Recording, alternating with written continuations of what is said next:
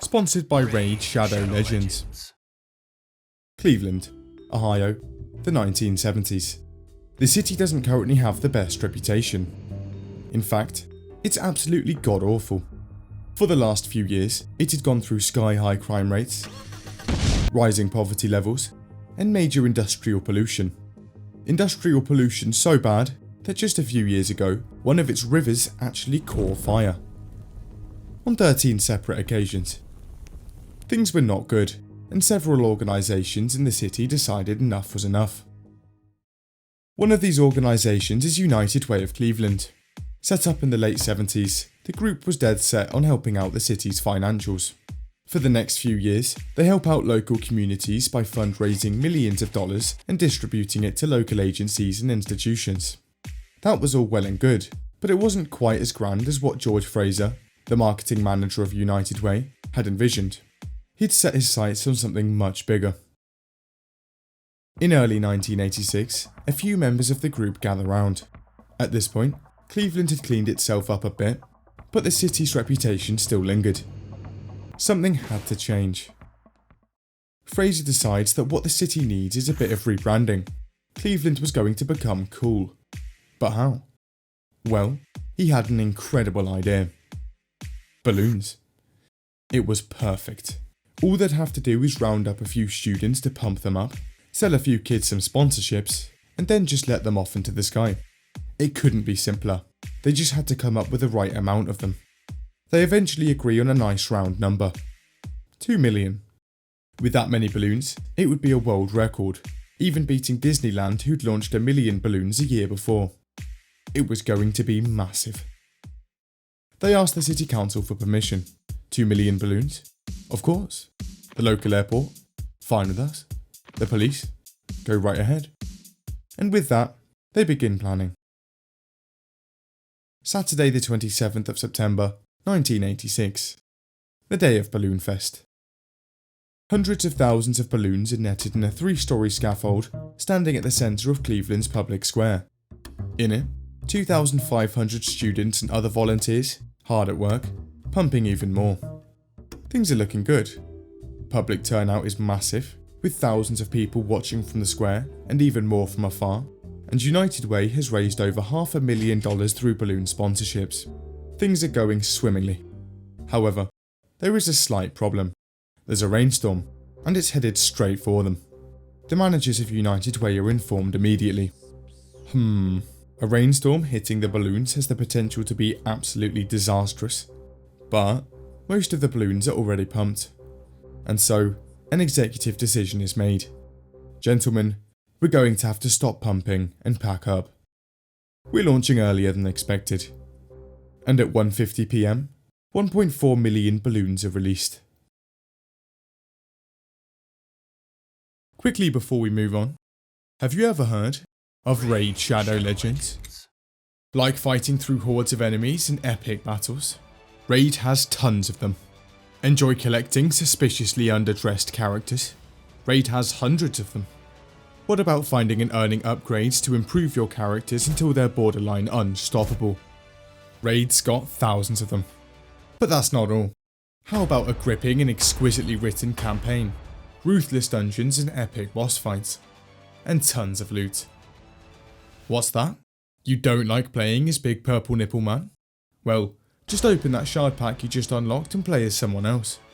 And if you're bored with all that, then you can jump into the arena and flex your fresh new gear on every nerd that crosses your path. Also, Raid just released a massive update, tweaking 20 champions and allowing you to build your own upgrades in the new Forge. Raid has it all, and it's free to play on Android, iOS and PC. And is that a free welcome pack with 1 clan boss key, 1 energy refill, a 1-day XP boost, 5 mystery shards, 50 gems, 50,000 silver and a free character? To get it, just sign up to Raid through the link in the description below within the next 30 days.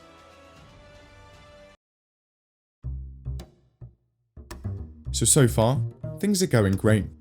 People are out in droves, everyone's having a good time, and Cleveland just set a monumental world record. For a brief moment, it looked like they'd pulled it off.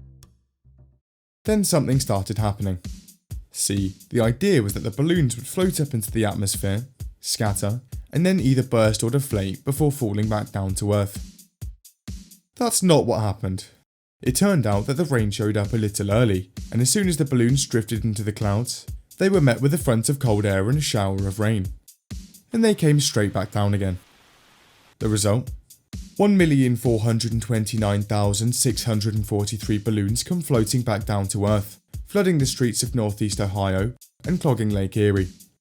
Things go downhill from there. It's not long before car crashes begin to pepper the city as drivers swerve in and out of the hellfire from above. And it turns out that tens of thousands of balloons in and around the local airport prove a bit challenging for incoming and outgoing traffic.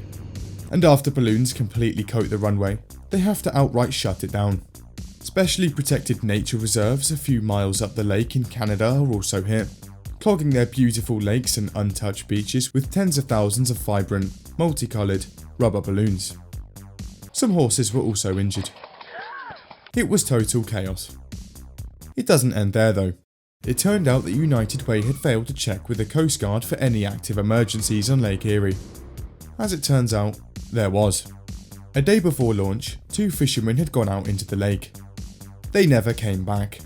It was now the day of the launch, and they still hadn't come back, so the Coast Guard are sent in. But then come the balloons. Needless to say, this complicated matters considerably. But a few hours into the search, and the men's boats are spotted, anchored near a breakball in the lake. The men had to be near, so the Coast Guard then send in a search and rescue helicopter. However, it ran into some issues. It turns out that it had severe difficulty reaching the area of the boat, due to the asteroid field of balloons in the way. Yeah, we're heading back, boys. So back out come the boats. They roam around the lake for hours in search of the 2 men, but the tens of thousands of balloons in the water make it impossible to see anything. In the end, the search just had to be cancelled. Tragically, the bodies were found washed up on shore 2 days later. After thousands of dollars of damages, hordes of car crashes, and 2 fatalities, the brunt of Balloonfest had finally passed. And in the following days, massive efforts to clear the balloons from the city go underway. But the balloons were relentless, still appearing even weeks after the event, though mostly on the Canadian side. In fact, the majority of the balloons actually ended up in Canada, despite the country having nothing to do with the launch. Naturally, they were not very pleased. So things didn't pan out too well.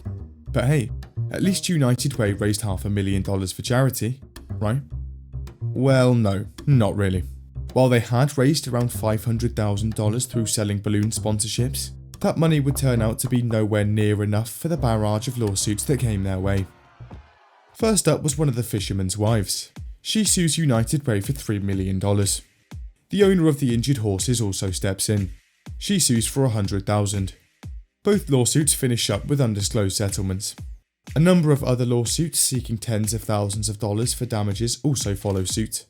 In the end, the costs of the settlements actually outrun the event's profits and fundraising efforts, losing the United Way of Cleveland more money than they had even raised, making Balloonfest a complete failure on all fronts. It would later be revealed that the managers of Balloonfest actually knew about the incoming rainstorm the day before the event, but thought nothing of it, meaning that the entire debacle could have been avoided entirely.